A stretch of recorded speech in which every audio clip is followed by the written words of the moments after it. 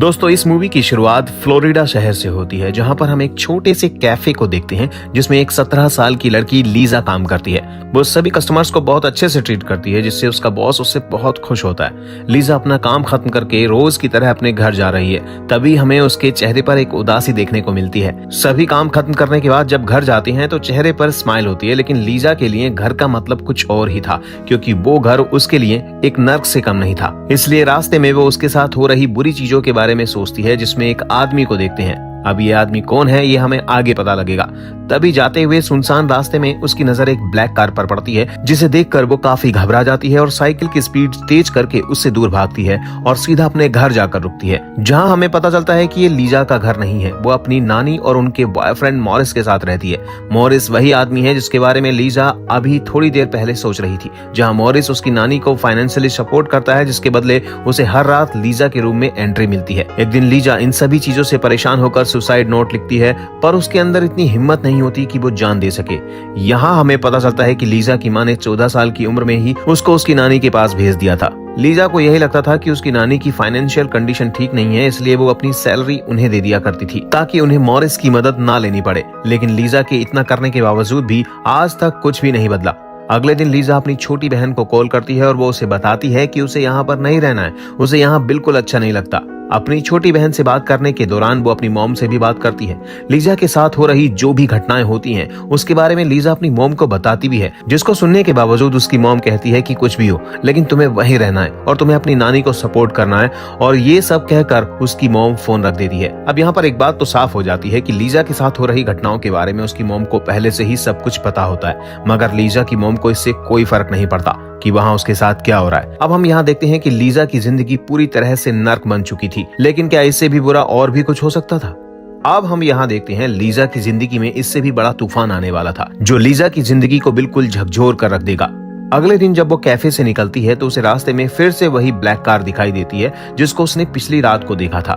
इस बार वो कार उसका पीछा करने लगती है। ये देखकर वो अपनी साइकिल तेजी से बढ़ाती है तो वो कार भी उसके साथ साथ तेजी से अपनी स्पीड को बढ़ा लेती है। लीजा उस कार को देखते हुए अपनी साइकिल को चला रही थी, तभी हम देखते हैं कि यहाँ पर पीछे से एक आदमी आता है और उसे पकड़ लेता है और उसे किडनैप कर लेता है। वो लीजा को ब्लैक रंग की कार में ले जाता है और उसके साथ बहुत गलत करता है। और इतना ही नहीं, उसके बाद वो उसे एक फ्लैट पर लेकर जाता है। जब वो आदमी उसको लेकर उसकी कार में आता है तो वो उसकी आंखों पर पट्टी बांध देता है ताकि लीजा उसके चेहरे को ना देख सके। जब वो लीजा को अपने साथ कार में ले जाने लगता है तो वो नहीं जानती कि वो उसको कहां लेकर जा रहा है और वो उसके साथ अब क्या करने वाला है। और वो व्यक्ति उसे अपने साथ शहर से एक दूर सुनसान जगह अपार्टमेंट में लेकर जाता है, जहां पर वो उसके साथ फिर से एक बार गलत काम करता है। अब लीजा यहाँ पर थोड़ी समझदारी दिखाती है। लीजा इस बात को समझ जाती है कि वो आदमी नॉर्मल नहीं बल्कि एक साइको है। अब लीजा यहाँ पर सोचती है कि ये सब उसके साथ कोई पहली बार नहीं हुआ है, ये सब तो उसकी नानी के घर में अक्सर होता रहता था। अब लीजा के लिए यहाँ पर सबसे इम्पोर्टेंट है उसका जिंदा रहना, और वो यहाँ से कैसे निकले उसके बारे में वो सोचती रहती है। अब हम लीजा को देखते हैं कि वो आदमी उसके साथ बहुत गलत करता है, लेकिन उसके बावजूद लीजा उसके साथ बहुत अच्छे और नरमी से पेश आती है, उससे बहुत प्यार से बात करती है और हमेशा सॉरी बोलती रहती है। लीजा यहाँ पर सोचती है कि उस आदमी के साथ जरूर किसी लड़की ने गलत किया है, तभी वो इस तरीके से साइको हो गया है। लीजा उस व्यक्ति से कहती है कि जरूर तुम्हें किसी लड़की ने धोखा दिया है, वरना तुम एक बहुत अच्छे इंसान हो। और लीजा इस तरीके से अपनी बातों से उस आदमी को मैनिपुलेट कर लेती है और वो आदमी उसकी बातों में आ भी जाता है। दूसरी ओर हम देखते हैं लीजा की नानी उसके घर न आने पर एक मिसिंग रिपोर्ट लिखवाने जाती है, जहां पुलिस अपनी इन्वेस्टिगेशन शुरू कर देती है। पुलिस सबसे पहले लीजा की मां के पास जाती है तो वहां पर उसकी मां कहती है कि वो अपने बॉयफ्रेंड के साथ भाग गई होगी। ये सब सुनकर पुलिस वाले वहां से जाने लगते हैं। तभी उसकी छोटी बहन उनसे कहती है कि मेरी बहन ऐसी नहीं है, वो कभी भी नहीं भाग सकती है, जरूर उसके साथ कुछ गलत हो रहा है, प्लीज मेरी बहन की मदद करो, वो बहुत ही बड़ी मुसीबत में है। अब हम आगे पुलिस की इन्वेस्टिगेशन देखते हैं। पुलिस उस कैफे पर जाती है जहां पर लीजा काम कर रही होती है और वहां पर उसका मालिक भी यही बताता है कि लीजा एक बहुत अच्छी लड़की थी और बहुत मेहनती लड़की थी, वो कभी भी भाग नहीं सकती। अब सीन शिफ्ट होता है उसी अपार्टमेंट में जहां पर लीजा बंद रहती है। यहाँ हम देखते हैं कि लीजा की आंखों पर पट्टी बंधी हुई है, इसके बावजूद वहां की चीजों को समझने की कोशिश कर रही थी और सारी चीजें अपने माइंड में सेट कर रही होती है। जब वो व्यक्ति उसके पास जाता है तो वो उससे बात करने की कोशिश करती है और यहाँ पर हम देखते हैं कि लीजा समझ जाती है कि वो आदमी दिमागी रूप से बहुत कमजोर है। वो उसके चेहरे को बार बार छूने लगती है ताकि उसको ये आइडिया लग सके कि वो आदमी आखिर में दिखता कैसे है। लीजा उस व्यक्ति की बार बार तारीफ करती है कि वो एक बहुत ही अच्छा इंसान है। लीजा उससे ये सब इसलिए कहती है ताकि वो उस आदमी का भरोसा जीत सके। यहाँ पर लीजा उस व्यक्ति को अपने बीमार पिता की झूठी स्टोरी भी बताती है। वो उससे बताती है कि उसके पिता के अलावा उसका इस दुनिया में कोई नहीं है और वो भी बहुत बीमार है। वो ये सब इसलिए बताती है ताकि उस आदमी को उससे थोड़ी हमदर्दी हो सके और वो व्यक्ति उस पर रहम खाकर उसे छोड़ दे। लेकिन वो व्यक्ति लीजा की बातों में इतनी जल्दी तो नहीं आने वाला था, लेकिन एक पॉइंट पर आकर वो लीजा के हाथों को खोल ही देता है। यहाँ पर हम देखते हैं कि लीजा इतना तो समझ गई थी कि उसके गलत कदम उठाने पर वो आदमी लीजा को शूट भी कर सकता था, क्योंकि वो आदमी लीजा के साथ 24 घंटे रहता था। अब लीजा अपनी मौजूदगी का सबूत उसके घर में धीरे धीरे करके छोड़ना शुरू कर देती है। वो अपने हेयर पिन्स को निकाल कर उसके बेड के नीचे फेंक देती है। इसके बाद वो बाथरूम जाने का बहाना करती है, जहाँ पर सामने लगे मिरर पर अपने फिंगरप्रिंट्स को बना देती है और बाथरूम में रखा हुआ एक जोड़ी शूज भी उसे नजर आ जाता है, जिसका कलर वो अच्छे से याद कर लेती है। लीजा ये सब काम कर रही होती है,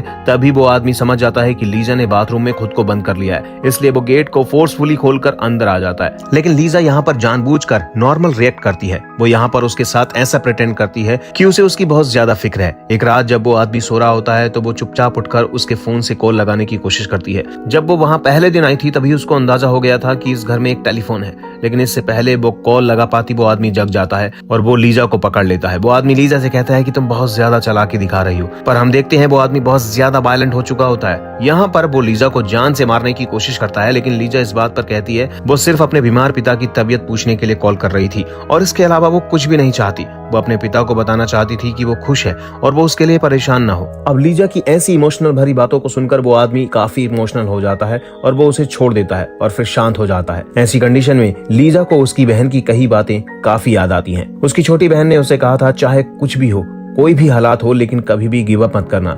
एक दिन जब वो आदमी लीजा के क्लोज आता है तब लीजा उससे कहती है अगर तुम मुझे छोड़ दोगे तो मैं कभी भी किसी से कुछ नहीं कहूंगी और मैं तुम्हारी गर्लफ्रेंड अपनी मर्जी से बन जाऊंगी। मैं कभी भी किसी से कुछ नहीं कहूंगी, मैं कभी भी तुम्हें छोड़कर नहीं जाऊंगी, तुम्हारा ख्याल रखूंगी, तुम्हारे साथ में रहूंगी। ये सारी बातें सुनकर वो पागल आदमी लीजा से बहुत ज्यादा इंप्रेस हो जाता है और उसे छोड़ने के लिए तैयार भी हो जाता है। वहीं दूसरी तरफ हम देखते हैं पुलिस डिपार्टमेंट में एक सीरियल किलर के बारे में पता चलता है जिसने पिछले 6 महीनों में कई लड़कियों को जान से मारा था। वो आदमी भी इस न्यूज को देख रहा होता है और तभी वो सोचता है कि ये सही समय है लीजा को छोड़ने का, क्योंकि पुलिस तो इतने बड़े केस को सॉल्व करने में बिजी है और इस वक्त पुलिस ऐसे छोटे मोटे केस पर ध्यान भी नहीं देगी। और वैसे भी लीजा ने तो उसे देखा ही नहीं जिससे कि वो उसे पहचान सके। और यही सब सोचकर वो आदमी लीजा को उसी कार में बैठाता है और एक सुनसान जगह पर लेकर जाता है। इस सुनसान जगह पर आने के बाद वो फिर से अपना माइंड चेंज कर लेता है और यहाँ पर लीजा को शूट करने की कोशिश करता है, लेकिन इस पर लीजा उससे कहती है कि मैं तुम्हारी गर्लफ्रेंड बनना चाहती हूँ, मैं तुम्हारा ख्याल रखना चाहती हूँ, मैं तुम्हारे साथ रहना चाहती हूँ, प्लीज मुझे मत मारो। वो साइको आदमी लीजा की उन बातों से पिघल जाता है। तभी वो लीजा से कहता है ठीक है, लेकिन अगर पुलिस तुमसे पूछे तो तुम बताना मैं एक काला आदमी और शॉर्ट हाइट वाला हूँ। और इतना बोलकर वो आदमी उसे छोड़कर वहां से चला जाता है। लीजा भी वहां से भागती हुई अपने घर को चली जाती है, जहां वो अपनी नानी से बताती है कि उसे एक आदमी ने किडनैप कर लिया था, लेकिन यहाँ पर उसकी बातों पर कोई यकीन नहीं करता। अब यहाँ पर हम देखते हैं कि लीजा की नानी ने पुलिस में कंप्लेंट दर्ज कराई थी, तो यहाँ पर वो पुलिस को कॉल करके बताती है कि लीजा वापस आ गई है। और उसकी नानी को लगता था कि पुलिस भी लीजा की बातों पर यकीन नहीं करेगी, लेकिन वहाँ का एक इंस्पेक्टर लीजा से एक बार बात करना चाहता था। पुलिस ऑफिसर जानना चाहते थे कि आखिर लीजा के साथ में हुआ क्या है। लीजा अपने साथ हुई सारी घटनाओं के बारे में बताती है, लेकिन यहाँ पर हम देखते हैं कि कोई भी उसकी बातों पर यकीन ही नहीं कर रहा था। उन सब का यही कहना था कि अगर उसके साथ में कुछ भी गलत हुआ है तो उसकी बॉडी पर कोई भी निशान क्यों नहीं है, और यदि उसके हाथ पांव खुले हुए थे तो उसने वहां से भागने की कोशिश क्यों नहीं की या फिर चिल्लाई क्यों नहीं। पर लीजा उन लोगों को बताती है कि वो आदमी पूरा का पूरा साइको और मेंटल था। उसके पास एक गन थी जिससे वो मुझे बार बार मारने की धमकी भी दे रहा था, इसलिए उसने कुछ भी ऐसा नहीं किया, वरना वो आदमी उसको शूट कर सकता था। लेकिन वहां पर जो ऑफिसर बैठी हुई थी उन सबको तो यही लगने लगा था कि लीजा ये सब चीजें मीडिया अटेंशन पाने के लिए कर रही है। वहां पर दो लेडी ऑफिसर्स को तो ये तक लगने लगा था कि लीजा टीवी शोज ज्यादा देखती है, इसलिए वो इस तरीके की कहानियां बना रही है, इसलिए वो इतने परफेक्ट स्टोरी बताने में कामयाब हो पा रही है। अब हम यहाँ देखते हैं कि लीजा बिल्कुल चुप हो जाती है और वो बिल्कुल पूरी तरीके से टूट जाती है, क्योंकि यहाँ पर उसकी बात पर कोई भी विश्वास नहीं कर रहा होता है। पर लीजा की किस्मत बहुत अच्छी थी। अब हम देखते हैं कि वहां पर एक डिटेक्टिव टीम मौजूद थी जो क्यूसी सीरियल किलर वाले केस को सॉल्व करने में लगी हुई थी, जिसने पिछले 6 महीनों में कई लड़कियों की जान ली थी। पर उसके खिलाफ पुलिस को अभी कोई एविडेंस नहीं मिल पाया था और ना ही कोई पैटर्न था जिसे पुलिस फॉलो कर सके और उस सीरियल किलर को पकड़ सके, जिसकी वजह से पुलिस को ये केस सॉल्व करना एक चैलेंज बन चुका था। दूसरी तरफ लीजा को चुप देखकर वो लेडी ऑफिसर डिटेक्टिव लैरी की मदद मांगती है, जहाँ लैरी लीजा के पास जाते हैं, पर वो बिल्कुल खामोश थी और वो अब किसी से बात नहीं करना चाहती है। पर लैरी अपनी पॉकेट से अपनी बेटी की तस्वीर निकालकर उसे दिखाते हैं ताकि लीजा को अपनापन फील हो सके और वो खुलकर उनसे बात कर सके। वो लीजा से कहते हैं, तुम्हारे साथ जो कुछ भी हुआ है तुम मुझे एक एक करके बताओ। जहां लीजा उन्हें सारी बातें बताना शुरू करती है, जैसे उस आदमी के पास एक ब्लैक कार है और उसमें रेड कारपेट लगी हुई है, उसके घर में 22 सीढ़ियां हैं, उसकी कार के अंदर मैग्नम बर्ड लिखा हुआ है, उसके घर में एक वाटर बेड है, वो आदमी गोरा है और लेफ्ट हैंडेड है, उसके पास एक गन है। इतना सब कुछ सुनकर लैरी कंफर्म हो जाता है कि लीजा झूठ नहीं बोल रही है। वो फौरन लीजा के केस पर इन्वेस्टिगेशन चालू करने के लिए कहते हैं, पर केस की सच्चाई जानने के लिए जब हिप्नोसिस की बारी आती है तो परमिशन के लिए उसके घर पर कॉल किया जाता है, जहां मॉरिस उसका फादर बनकर बात करता है और वो इस चीज के लिए साफ साफ इनकार कर देता है, जिस पर लैरी सोचता है कि कैसे पिता हैं जिन्हें अपनी बेटी की बिल्कुल भी परवाह ही नहीं है। वो लीजा से मॉरिस के बारे में पूछते हैं कि वो आखिर ऐसा क्यों है, जहाँ लीजा हार कर मॉरिस की सच्चाई भी लैरी को बता देती है। वो तुरंत लीजा की नानी के घर पर जाते हैं और वहाँ पर वो मॉरिस को भी अरेस्ट कर लेते हैं। अब हम देखते हैं कि लीजा के इस केस को पूरी टीम बहुत ही अच्छे से इन्वेस्टिगेट कर रही थी। लीजा के द्वारा बताए गए सारे डिटेल्स लैरी के दिमाग में घूम रहे थे। वो सिर्फ एक ही बात को सोच रहे थे कि कहीं वो किडनैपर ही सीरियल किलर तो नहीं है, क्योंकि सारे पॉइंट्स उस सीरियल किलर से बिल्कुल मैच कर रहे थे। और ये सब कंफर्म करने के लिए वो लीजा के कपड़ों को फॉरेंसिक लैब में भेजते हैं और जब फॉरेंसिक रिपोर्ट आती है तब लैरी एकदम कंफर्म हो जाते हैं कि ये वही सीरियल किलर है। लैरी अब लीजा को लेकर वहां जाते हैं जहां पर लीजा को वो आदमी छोड़कर गया था। लीजा लैरी की कार में बैठ जाती है और अपनी आंखें बंद करके वो सब रिपीट करती है जो उसने उस रात को फील किया था। लीजा लैरी को लेकर उस गैस स्टेशन जाती है जहां पर उस आदमी ने गैस भरवाई थी। पुलिस उस गैस स्टेशन के कैमरे को चेक करती है जहां उनके हाथ एक बहुत ही बड़ा सबूत लगता है। लीजा ने जैसे स्केच उस किडनैपर की बनवाई थी, बिल्कुल वैसा ही चेहरा उसे सीसीटीवी कैमरे में देखने को मिलता है। अब उस आदमी के पोस्टर बनवाए जाते हैं और जगह जगह पर लगवा दिए जाते हैं। अब पुलिस उस आदमी को ट्रैक करना भी शुरू कर देती है और इत्तेफाक से कुछ टाइम बाद वो आदमी एक पुलिस को दिख भी जाता है। वो उस आदमी के पास जाते हैं और बोलते हैं, सर हमारे पास एक कार चोरी की रिपोर्ट आई है और हमें आपकी कार की फोटो लेनी है। वो कार के बाहर उस आदमी की फोटो खींच लेते हैं और उसे जाने देते हैं। लीजा को फोटो दिखाने के बाद वो उस आदमी को पहचान जाती है और वो कंफर्म कर देती है कि ये वही किडनैपर है, जिसके तुरंत बाद पुलिस उस आदमी के घर पहुंच जाती है और उन्हें वहां पर 22 सीढ़ियां भी मिलती हैं और घर के अंदर जाने पर उन्हें लीजा द्वारा फेंकी गई क्लिप भी मिलती है और लीजा के फिंगरप्रिंट्स भी मिलते हैं जो कि लीजा ने जानबूझकर वहां छोड़े थे।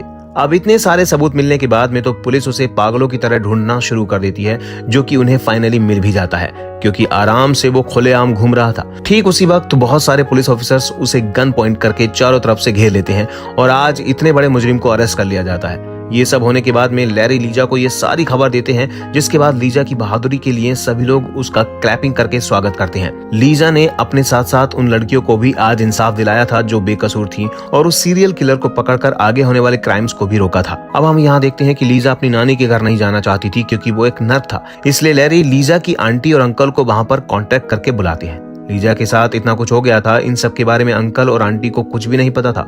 वो लीजा को सॉरी बोलते हैं। उसके आंटी और अंकल लैरी से बोलते हैं कि वो लीजा का बहुत अच्छे से ख्याल रखेंगे। लीजा लैरी को धन्यवाद कहती है और यहाँ पर हम देखते हैं कि लैरी भी काफी इमोशनल हो जाता है। कुछ समय के बाद लीजा अपनी मॉम को एक लेटर लिखती है। वो लिखती है कि मॉम, आप हमेशा से कहती हैं कि मैं एक अच्छी लाइफ डिजर्व नहीं करती हूँ, लेकिन मॉम आप गलत थी। और वो अपनी मॉम को हमेशा के लिए गुड बाय लिख देती है। और अब हम यहाँ देखते हैं कि उसकी मम्मी को ये बहुत गलत लगता है। अब लीजा के पास उसकी अपनी फैमिली थी, जिस फैमिली के लिए वो हमेशा तरसती थी। आज हम देखते हैं कि लीजा के पास वो सब कुछ था और हमें कुछ साल बाद लीजा को दिखाया जाता है जो कि आज एक पुलिस ऑफिसर बन चुकी है और ये कहानी यहीं पर खत्म हो जाती है।